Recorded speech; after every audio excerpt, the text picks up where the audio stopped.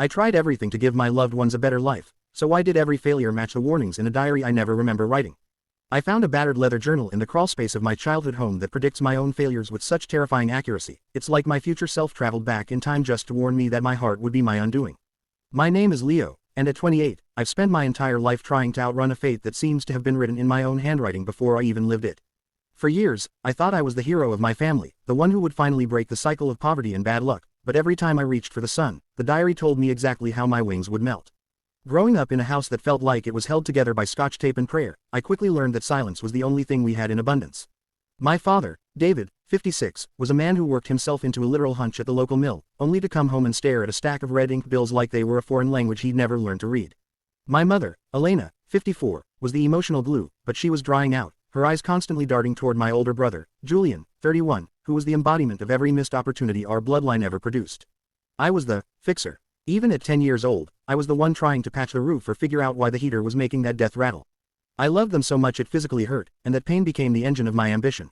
I promised myself I would give them the life they deserved, a life where David didn't have to count quarters for gas and Elena didn't have to pretend she wasn't hungry at dinner.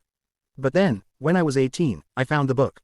It was tucked behind a loose brick in the basement. The cover was blank, but the first page was dated 10 years into my future. The handwriting was mine, the same messy slant, the same way I cross my T's. The first entry simply said that my first business venture would fail because I trusted a man named Marcus. At the time, I didn't even know a Marcus. I thought it was a prank, or maybe a weird psychological manifestation of my own anxieties. So, I ignored it. Have you ever found something so impossible that your brain forced you to pretend it didn't exist just so you could keep functioning? 5 years later, I was 23 and finally building my first real company, a small logistics firm designed to help local farmers get their goods to the city without being fleeced by corporate middlemen. I was doing it for David. I wanted to buy out his remaining mortgage so he could finally sit on the porch without the weight of the bank on his chest. That's when I met him. Marcus. He was a charming investor who promised to take my small fleet of trucks and turn them into a regional empire. The moment he shook my hand, a cold shiver went down my spine. I ran home and dug that diary out of the bottom of my closet. I turned to the page I'd seen years ago. It didn't just mention his name, it described the blue tie he wore and the way he smelled like expensive cigars in desperation. It warned me that if I signed the contract on a Tuesday, I would lose everything by the following winter. I was terrified, but I was also arrogant. I thought that by knowing the warning, I could change the outcome.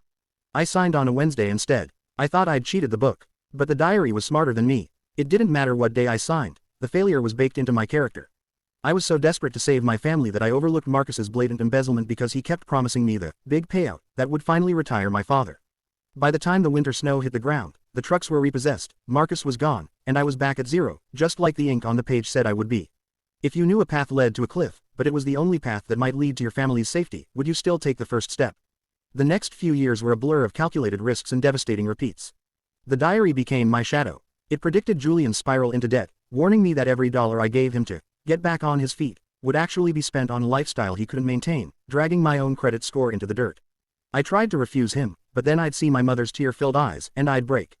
The diary would simply record my weakness the next day, the ink appearing as if by magic, mocking my inability to say no to the people I loved. I started to realize that the better life I was trying to build for them was a house built on sand. I was working 3 jobs, barely sleeping, my health declining at 26, all while the journal detailed the exact date my heart would start skipping beats from the stress. It told me that my sister, Sophie, 22, would resent me for the very money I provided because it made her feel incompetent. I was becoming a ghost in my own life, a man living a scripted tragedy. The emotional high of a win, like finally moving my parents into a rental with working heat, was always followed by a mysterious reveal in the diary that explained how that very move would lead to my father feeling like a guest in his own home, stripping him of the last bit of dignity he had left. I was trying to buy their happiness, but the diary was showing me that happiness can't be bought with someone else's misery. I was breaking myself into pieces to fill the holes in their lives, but the holes only got bigger.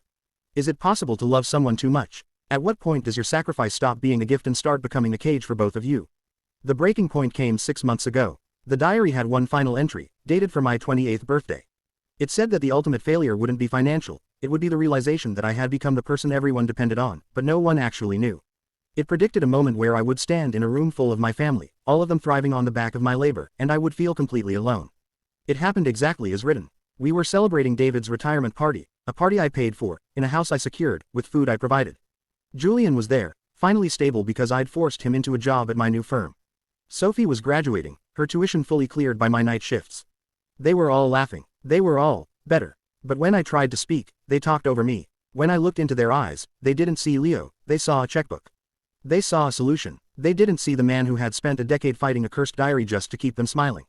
I realized that by protecting them from every failure, I had robbed them of the growth that comes from struggle, and I had robbed myself of the chance to be a person instead of a pillar. I'm sitting here now, the diary open to the final blank page. I realized that I didn't write this book in the future, I wrote it with my choices every single day. The warnings weren't a curse, they were a mirror. They were showing me that if I continued to value my role as a savior more than my own soul, I would always end up here, successful on the outside, but hollow on the inside. I've stopped trying to fix them. I've started letting Julian make his own mistakes. I've started telling David no. It's hard, and sometimes they look at me with confusion or anger, but for the first time in 10 years, I feel like I'm finally writing my own lines. The life they deserved wasn't one of unearned luxury, it was a life where they were strong enough to stand on their own, and I was free enough to stand beside them, not beneath them. The mystery of the diary isn't how it exists, it's why I needed it to realize that you can't save people from life. You can only live it with them. What do you think? If you found a book that told you exactly how you would fail, would you try to change it, or would you use it as a reason to finally stop trying so hard? I'd love to hear your thoughts in the comments below. If this story made you reflect on your own sacrifices, please like, share, and subscribe to join our community. See you in the next one.